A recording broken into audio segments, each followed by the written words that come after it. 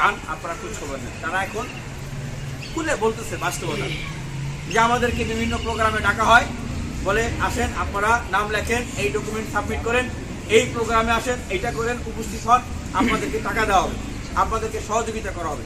এইভাবে করে করে তাদেরকে বিভিন্ন প্রোগ্রাম কর্মসূচিতে নিয়ে যাওয়া হয় এবং অল্প কিছু করে কনভেন্স দেওয়া হয়। মূলত তারা এখন বলতেছে যে আমরা এখন বুঝতে পারছি যে তারা তাদের রাজনৈতিক অ্যাডভার্টিজমেন্ট হিসেবে আমাদেরকে এতদিন ব্যবহার করেছে এবং তারা আমাদের যে চিকিৎসা, আমাদের যে পুনর্বাসন, এই কার্যক্রমগুলো আরো বিলম্বিত করতেছে, যেন তারা সামনে আমাদেরকে আরো বিভিন্ন সময় ডেকে ডেকে আমাদেরকে নিয়ে অ্যাডভার্টাইজমেন্ট করতে পারে। আমি চ্যালেঞ্জ করে বলতেছি আমাদেরকে দায়িত্ব দেন, এই যে শহীদ পরিবার তাদের পুনর্বাসনের যে ব্যবস্থাপনা করা, সেই ব্যবস্থাপনা আমরা 1 মাসের ভিতরে করে দিই। এই যে যারা আহত হয়েছেন, যারা এখনো কাতরাচ্ছেন, তাদের ব্যবস্থাপনা আমরা 1 মাসের ভিতরে করে দিই। চ্যালেঞ্জ করে বলছি, আপনারা তো 6 মাসও পারেন। প্রিয় সাংবাদিক ভাইরা, দেখুন আমরা বর্তমান যে পরিস্থিতির ভিতরে আছি, এই যে বাংলাদেশের 5 আগস্টের পরে উদ্ভূত কোটা সিস্টেমের কথাগুলো আপনাদেরকে বললাম, এর ফলাফলটা কি এখন দেখছেন? এর ফলাফলটা আমরা দেখলাম যে সমন্বয় কোটার মাধ্যমে বিভিন্ন জায়গায় এখন তারা চাঁদাবাজি করছে। চাঁদাবাজি করছেন না, বলতেছেন দল চালাইতে নাকি চাঁদা লাগে।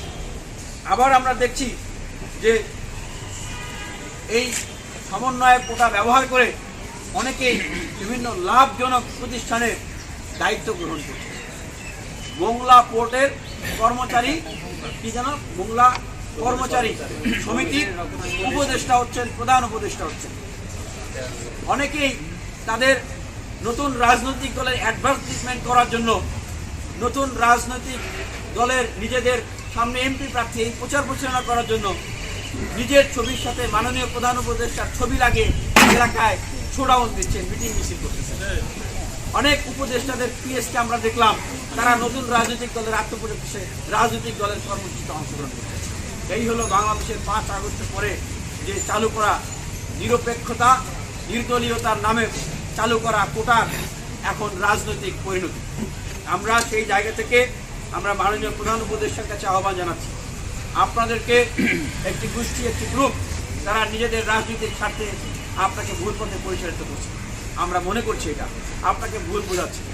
আপনার যে সার্বজনীনতা, বিশ্বব্যাপী আপনার যে গ্রহণযোগ্যতা, আপনার প্রতি বাংলাদেশের মানুষের, ছাত্র সমাজের, রাজনৈতিক ছাত্র সংগঠন এবং দলগুলোর যে আস্থার জায়গা, সেই জায়গাটাকে ফাটল তৈরি করার জন্য এই ধরনের কর্মকাণ্ড করা হচ্ছে।